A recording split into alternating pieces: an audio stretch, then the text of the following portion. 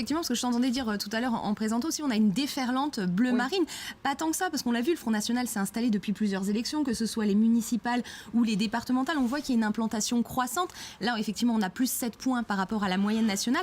La différence, c'est peut-être que le Front National va aujourd'hui au-delà de ces bastions traditionnels d'un électorat plutôt dans les milieux, l'ancien milieu sidérurgiste, ouvrier, Moselle-Est, vallée de la Fensch. Là, c'est un électorat qui va au-delà, puisqu'on l'a vu, un exemple qui est frappant, c'est la Meurthe-et-Moselle, qui était le seul département encore à gauche dans les 10 départements de la nouvelle région.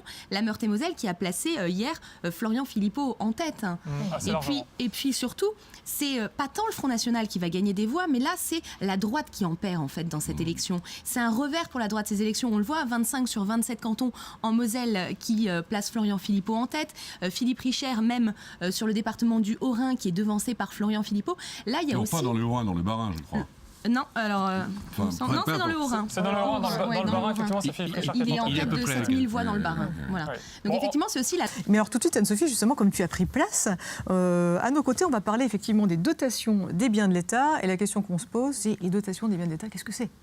Alors les dotations de l'État, pas dotation de biens de l'État. En fait, on dit dotation globale de financement. Alors c'est tout simple, il s'agit en fait d'une subvention, d'une enveloppe qui est allouée par l'État aux collectivités territoriales, que ce soit le département, la région, les intercommunalités ou les communes. Elle participe au budget de fonctionnement de la commune et elle s'ajoute aux autres recettes qu'on connaît déjà, les impôts ou les taxes. Alors cette baisse des dotations de l'État, elle ne date pas d'aujourd'hui, elle dure depuis 2011, mais on va dire qu'elle s'intensifie ces dernières années.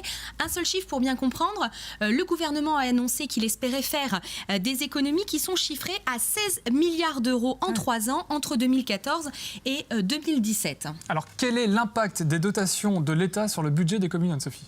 Alors l'impact, il est très différent selon les communes. Plus la commune va être petite et plus elle va être rurale et plus l'impact de la baisse des dotations de l'État va être important, tout simplement parce que la part des dotations de l'État dans ces communes est plus importante dans leur budget de fonctionnement. Alors on a quelques exemples qui vont s'afficher pour vous permettre de mieux comprendre. Alors dans une grande ville comme Lyon, 500 000 habitants, les dotations de l'État ne représentent que 16% et les impôts 58%. Donc la baisse va moins se remarquer. En revanche, une ville moyenne comme Alençon, 26 000 habitants, la baisse les dotations d'État, c'est 39%, les impôts seulement 24%.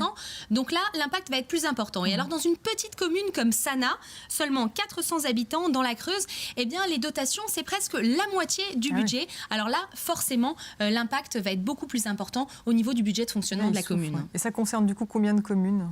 Alors, selon l'Association des maires de France, l'AMF, qui a conduit une étude, ce pourrait être entre 1500 et 3000 communes qui vont être mises sous tutelle financière d'ici la fin de l'année. Alors la mise sous tutelle financière, c'est un mécanisme qui se met en place assez simplement au niveau de la préfecture, dès lors où il y a un décalage entre le budget prévisionnel et le budget réalisé par les communes. Alors le gouvernement tempère un peu, il dit que ce sont seulement une trentaine de communes. En tout état de cause, il y aura quand même des communes qui vont être touchées d'ici la fin de l'année. Et comme on l'a vu, c'est surtout des petites communes et des communes rurales, puisqu'elles ont moins de moyens finalement pour faire des économies dans leur budget de fonctionnement que des communes plus importantes.